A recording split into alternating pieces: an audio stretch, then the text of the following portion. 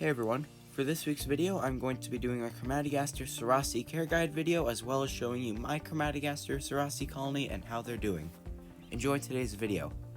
Real quick before we get into the video, I have picked 3 names that you guys have suggested for my former Kafuska colony, and I will be leaving them in the comment section below in different comments. I want you guys to like the comment that you think the name should be, and then the comment with the most likes will be the name of the colony.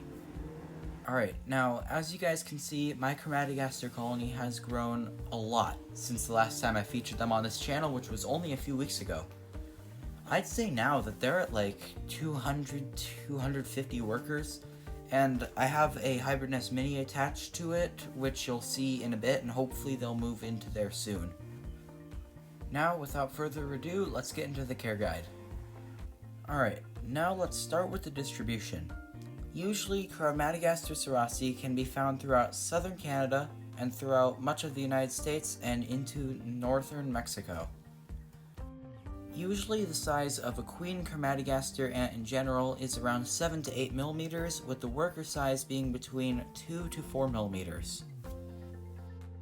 Crematogaster ants usually build their nests in trees, such as under bark, in hollow stems, or in other cavities of the tree, but they also live in logs, stumps, under leaf litter, and sometimes under stones.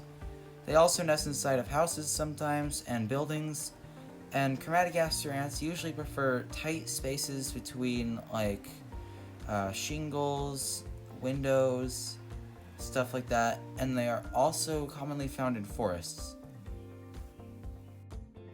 Now let's talk about mating flight schedule. Usually Crematogaster sarasi flies between late July to early September, and they usually fly in the afternoon or nighttime because Crematogaster are nocturnal. They fly up and mate a day or two after rain usually, just so that the queen can easier dig out her founding chamber. Now let's talk about the Crematogaster queen founding method. Crematogaster queens are fully claustral, which means they do not need food or honey in order to start their colony. Crematogaster sarasi is monogene along with all other Crematogaster species, I think. Do not quote me on it, but I'm pretty sure that there is not a Crematogaster species that can have 2 queens in the nest. If I'm wrong, tell me in the comment section below. In general, a Crematogaster worker usually takes around a month to go from egg to worker.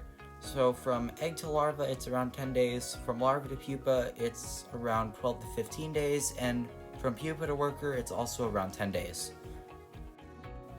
Now, the recommended temperature for a Crematogaster colony is in the summer around 71 degrees to 77 degrees Fahrenheit, which is around 23 degrees Celsius.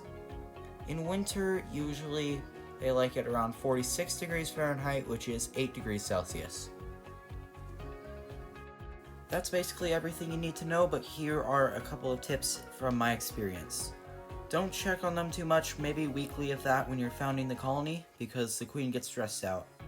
Get an outworld at around 15 workers because Crematogaster especially like to wander. They can also be pretty clumsy on plastic and glass, so they don't need much of an escape barrier. I really want to thank everybody who has been supporting me recently and who has subscribed to my channel. Recently I've gained a lot of subscribers, especially in the past 2 months. I was at 50 a couple months ago, and now I'm at almost 400. If I can get to 500 subscribers by the end of June, I would be really happy, and I really appreciate it. Thank you all for watching, and I will see all of you in next week's video. Peace.